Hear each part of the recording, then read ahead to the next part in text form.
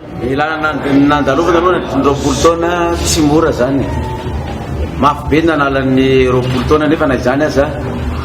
misy ihany ny fahatsapana hoe ny herin'Andriamanitra sy ny tany misy tantana na tonga an'izao fa roapolo taona zao. Ny tena mafy zany ny fanoherana sy ny fanenjehana sy ny fanaratsiana sy ny ireo fahavalo maro zay nitsangana tena nanao zay nibanana ny lalana nefa moa zany voaka mpandresy ihany zany tao anatin'le ady vinano avy zany zay manangana an'le foibe maneran-tany zany amin'izao fotoana izao dia ny fanaparitahana ny radio dia miezaka zay mba hanangana televisionna eto Antananarivo raha sitrapon'Andriamanitra zany ny kadinay no atao hoe diso angambana ny tena marina fa zavatra nambariko efa inareo mpanao gazety hoe aorinan'ny fitondrana Flora Valomanana dia mbola misy mpitondro anankiroa zay vao ianao izy lefa amin'any aorinan'ny 2013 dia mitondra voalohany moa zany Andra Joel dia mitondra faharoa zany zao fitondrana zao dia raha mavita mandà anankiroa zany zao fitondrana zao dia zay zany aorinany raha sanatriny vava moa hoe tsy mahavita izy zay le zavatra efa nambarako zany dia miandry zay sitrapon'Andriamanitra fa za tsy dia maniry loatra ny filoham-pirenena zany fa raha zay nitendran'Andriamanitra tsy afaka miala ianao zany hatramin'le nazona le faminaniana zany dia efa nipetraka atao foana efa vonona foana zany zay hoe rehefa tonga le fotoana naroviana dia efa mba vonontsika fa tsy hoe tonga ny fotoana vao taitra tao anatin'ny roapolo taona zany zay ireo filoha dimy ireo no tonga teto amin'ny fanjakana zavatra hita nefany dia tsy mbola mety miavana ireo filoha dimy ireo natao koa ny antso rehefa nanao ny FFKM nefa mbola tsy natanteraka zay fampihavanana zay satria sarotra lizy nanao ny antso koa izy ny fiangonana zandriny fa mbola tsy tanteraka ihany zany dia ny mety ho vokatry ny tsy fihavanan'ilay firenetsika zany satria ireo mpitondra reo misy voaka manaraka azy rehefa tsy hiavana ny malagasy dia ady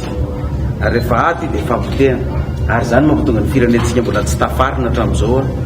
satria sarotra fihavanana be ny malagasy na dia atao hoe ny fihavanana no mampiavaka nyity firenena malagasy vokatry zay tsy fahateteran'izay fihavanana zay dia manangasanga foana zany ny ady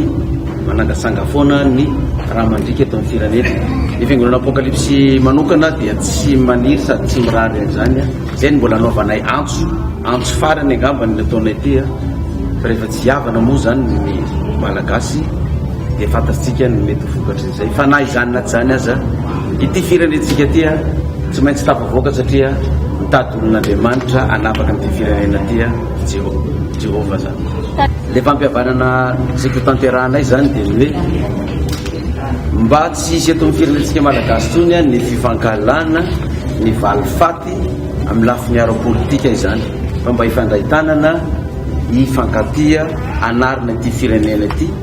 fa tsy fanapotika eto amin'le firenena zany fa ny mpanao politika eto amintsika zany hatramin'izay dia karazana politika na valifaty ary politika ny hitady seza fotsiny dia ny vahoaka no mijaly vahoaka zany sasatra ny mametraka mpitondra vaovao fisaky misy mpitondra vaovao tonga dia diso fanatenana foana ny voaka malagasy zany hoe mbola diso safidy foana zany ny voaka malagasy hatramin'izao noho izany tady olo marina olon'Andriamanitra ny malagasy ho amin'ny firenetsika efa nakatoavin'ny ACC aloha le alana momba ny serasera zany ny henoko amintsika mpanao gazety dia ny hoe efa tsisy azo gadraina itsony itsika mpanao gazety raha amin'le lalàna zany hoe malalaka zany itsika amin'le famohan-kevitra fa amiko zany amintsika mpanao gazety zany dia tokony mba hatsatra zany fa io na tonga an'io lalàna io ny fanevatevan'ny mpanao gazety ny mpitondra sy ny mpanao politika dia tsy mahazaka sady tsy mahataty an'izay zany zay mpanao politika sy mpitondra fanjakana io satria mahatsapy izareo reny fa tahaka ny atao zinona tahaka ny tsy asiana lanjany tahaka ny tsy asiana asina eo amin'ny ditsy andraiky raraisiny dia ny hafarany mitady fomba izy mba hoe mba atontony ilay filazana sy hevitra avoaka momba ny fitondra fanjakana sy ny mpanao politika fa misy sasatsasany antsika mpanao gazety tokoa zany dia tena mandratra fo ary manafotoina mampalahelo ny fanaovana zina tsy ny mpanao politika ihany fa tra ny mitondra fivavahana dia tratran'izany daholo ka mila fahendrena daholo zany l izy raha omena fahafahana fa raha ohatra tsika mena fahafahana nefa tsy mahafe zay sotoavina malagasy zay a dia azagako tsika mpanao gazety raha zay mitondra ifandimby eo dia io lalàna io no ampiariny raha ohatra ka tsy misy fivavahana ny fomba famoahantsika hevitra